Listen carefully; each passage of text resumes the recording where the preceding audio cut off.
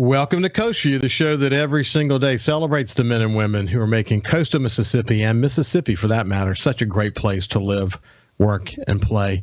Look, if you study the global petroleum situation currently, it's hard to find sources that give you completely accurate information, because the problem is that some sources are politicized. What's being shared on social media, I've noticed that it has a lot of truth to it, and then it has a lot of untruth to it, so that there's a political slant. The truth is, though, as we've discussed before with our friend Austin Golden from Golding Barge Line, the reality is that we live in a global market, and the price of oil is determined on a global scale. Now, there are things we can do, that is for sure, but sorting through all that is very complicated.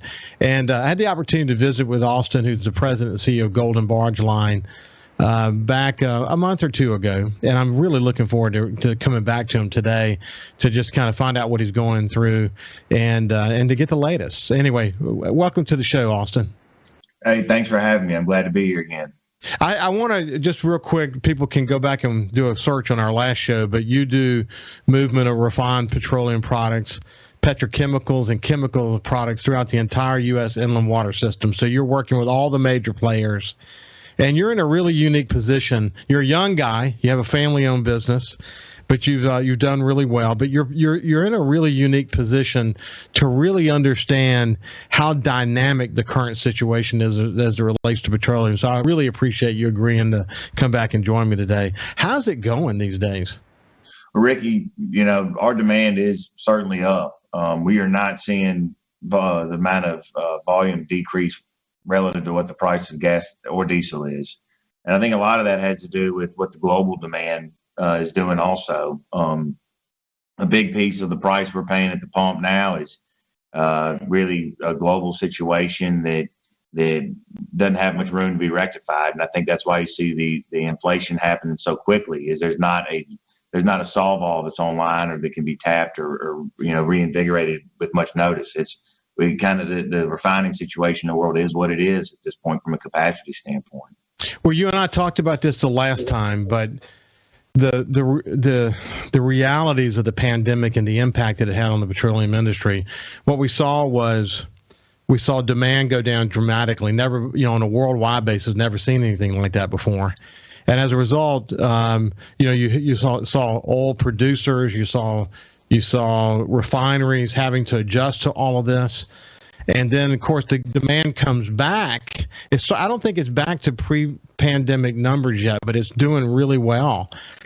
And you can't just turn the spigot back on to meet that demand so rapidly. And then in the midst of all that uncertainty, the war in Ukraine happens. And as you discussed the last time you were on the show, Russia is a major supplier, not necessarily to the U.S., but a major global supplier. And it took an already out of kilter situation and made it much worse. Did I summarize that pretty well? You did. And the only other thing I'd add to that is the government push for EVs and the electric vehicle push that's happening now. And that's almost an echo effect of COVID, because when nobody's inconvenienced by shrinking the refining footprint here because demand is so low during COVID, pushing things like electric vehicles becomes easy to do. Now it becomes easier to do because it's going to be a cheaper alternative than filling your tank up with $5 gasoline. So I think you have a situation there where you have decreased refining totals, EV push, COVID effect, global conflict effect, all taking place at one time. And you have this compounding effect of headwinds. And then let's be real here. I think there's going to be some blushing goes on around some of these boardrooms and these oil companies whenever they show their quarterly reports coming up. So they're making money hand over fist. So they are. And what I've noticed is, in fact, their profits are so high that their stock buyback programs that they had planned are going to be significantly more than that. So instead of upgrading their capacity, or maybe improving their ability to do their refining, they're instead using that to do stock buyback programs to improve their stock price, which had fallen over, certainly was challenged during COVID. So, man, it's interesting. It's more than interesting. It's a tragedy, actually, that you had so many converging variables simultaneously. And, again, this show's not political, but you have to look at the strategy you talked about, the push for EV. I mean, Obama talked about, the high price of gas being sort of a good precursor to pushing for EV. Of course, Biden talked about that as well.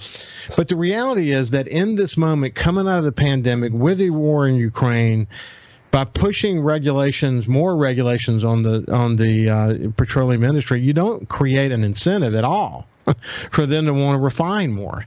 And until we fix that, we're going to have a supply issue, and price is going to be high. How do you see this playing out? Oh, I don't think I think we get through summer driving season with more increases. I think we go into the fall and we see kind of a snapback effect where you see demand crater at some point. And I'm sure we'll have a rush to the bottom type deal.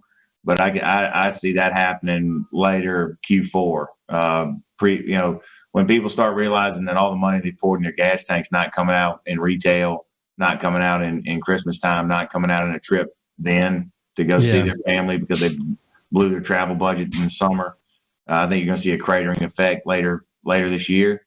And I hate it because we need stability for our industry, and we need stability as a consumer. And, there's going to be a lot of margin left if the cost of energy goes down and the cost of goods stays up. I don't see these corporations being the charitable types who are going to give you their margin back just because their diesel in the truck that took it to Walmart is all of a sudden 50% less next year. So I think the overall inflation is going to shrink slower than the energy inflation. And then you look at what's going on with the housing bubble and the amount of the cost it takes to get a house now or to build a house now. The cost of getting around and the cost it takes to put a roof over your head have a lot of volatility involved in it, and that usually leaves a lot of people in its wake. So I think it's a lot to be worried about.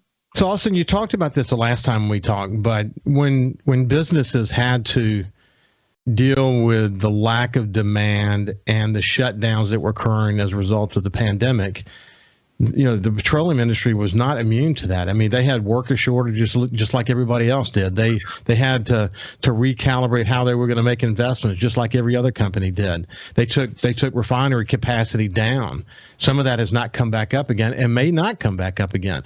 But you're in a really good position now because you see you're moving.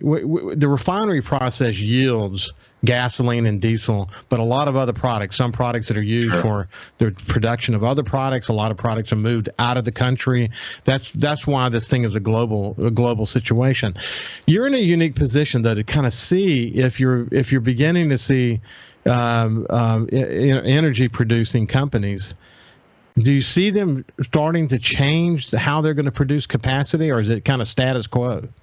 Absolutely, they're changing it. I think probably the clearest example is Shell. Shell sold their Deer Park refinery in Houston to Pemex, the Mexican government. They're also have unloaded some of their other assets to companies like Vertex, the area Mobile. I think one of those assets has changed hands. I think you're seeing Phillips 66 Alliance in the New Orleans area not coming back online. That's a huge piece of the puzzle that was removed. There's a refinery in Texas, Lyondale is a big refinery that may go offline. But look, I'll bring it back down to our business. That's all making me question whether or not to build another tank barge. I may build more to hold my place in the market and hold my capacity. But do I want to add a 35-year asset that's price for it right now is completely inflated, that the cargo it carries is under attack? And no. And so that's one barge, not a refinery, and everything that goes into it. And if I'm hesitant about it in private enterprise, public equity is going to shy away from it. Corporate entities are going to shy away from it. And the amount of reinvestment it takes to get that gallon of gasoline out of that barrel of oil is not going to be reinvested the way it was in our lifetimes up to this point. So no, I'm you can't hold a gun to a certain industry's head for years and then all of a sudden pull the gun away and go, well, I like you right now, but the gun's coming back as soon as we get this figured out. No, they're not going to play that game. And neither are we. We're coming to the end of this segment. Yeah, we're coming to the end of this segment. We'll pick it up on the other side, but I had hoped you would answer that question with, yes, you're beginning to see capacity come back online, but your answer was you're actually seeing capacity decrease. Absolutely. That is not a good answer to the overall problem. We can produce all the oil we want to in America, but if we can't refine it, we've got a real problem. And people want to say this is just about regulations. So certainly that's part of it, but it's way more complicated than that. When we come back on the other side, we'll continue our conversation with Austin Golding.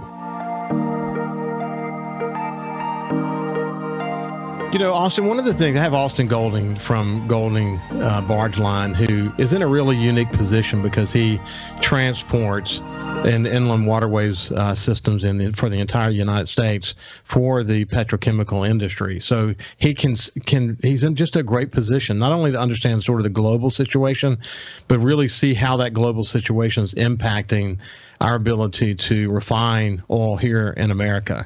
Certainly he's gifted as it relates to just understanding the whole issue of energy independence and all of that. But it is a world market today, and there's no way around that. When people say energy independence, I mean, certainly that means that we can get the oil we need for America, but that doesn't mean we can control the price of oil. That doesn't mean that we're going to be able to refine all the oil that we're able to get. How do you talk to people about that who want to overly simplify this? Well, I think you have to kind of first lay out there that like we talked about before, that a lot of the products we refine here are part of a process and are part of a global process and a global supply chain. But at the same time, I think I do feel like if there was more of a supply tolerance, people would have more of a refining tolerance. But I think it's a mirage that people think that if we increase supply, drill baby drill, things will help. That was a rallying cry in 2009. I think the rallying cry now would be produce baby produce. I mean, you're seeing things like ethylene crackers come online. That is one thing that people are investing in and building, including Shell, who we've talked about here earlier, as far as decreasing their traditional refining piece. They are increasing ethylene. And what ethylene is plastic. Ethylene is plastics and different products that go into that. And I think you'll see that type of investment be what they point to. LNG, ethylene, things like that, they are investing in. But no, when it comes to pushing more oil through these refineries, when they're already running at 90-95% capacity and there hadn't been a new one built in decades, it's like being at a short order diner. You can order all the hamburger you want, but they can only get so many on the griddle. Hey, if anybody's listening out there that wants to build a refinery, go for it. You'll be the first one in a long time. I wonder where the administration is on this. I wonder if they underestimated the impact of all of this. Certainly it all began with the decline in demand that caused the industry to have to adjust appropriately and whatever, that they might have been so fixated on the whole notion of renewable energy and EV that they didn't quite understand entirely the kind of incentives they really need to be able to put in place to encourage oil companies to not take refining capacity offline, but to build more of it or to upgrade their capacity. Do you think they underestimated that, or you think it's part of a master plan?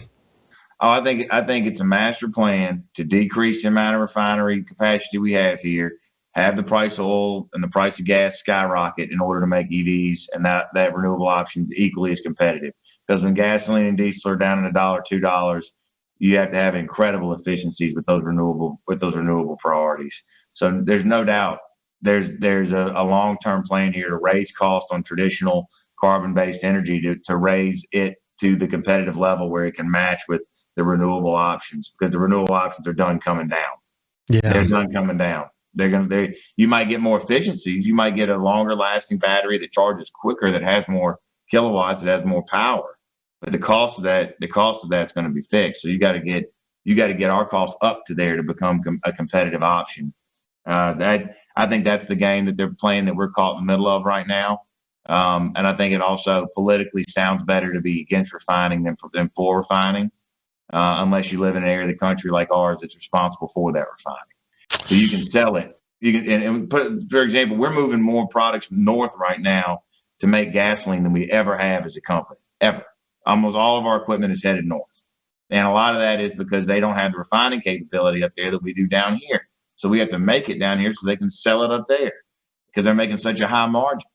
So, I think that refining has come offline. They knew prices would go up. That all of a sudden creates more options that are on an equal playing field, and we're caught in the middle.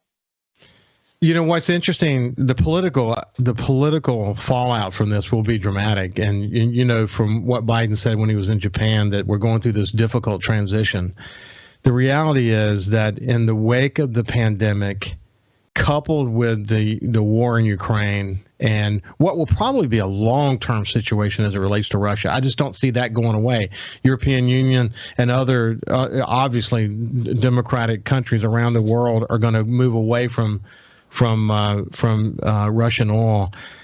I don't see them going back to that ever, probably. And here we are in this situation where, and by the way, we're going to also push really hard in this moment to move toward renewable energy and electric vehicles. Terrible timing. People are getting incredibly educated about the impact of that.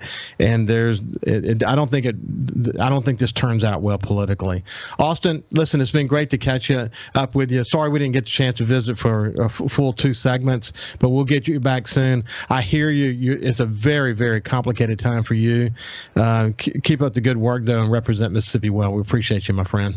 Hey, thank y'all, and thank you for everything you do, shining a light on our state and our great asset down there on the coast. You bet, Austin. We'll see you soon. This has been Austin Golding. We'll see you tomorrow. Have a great day.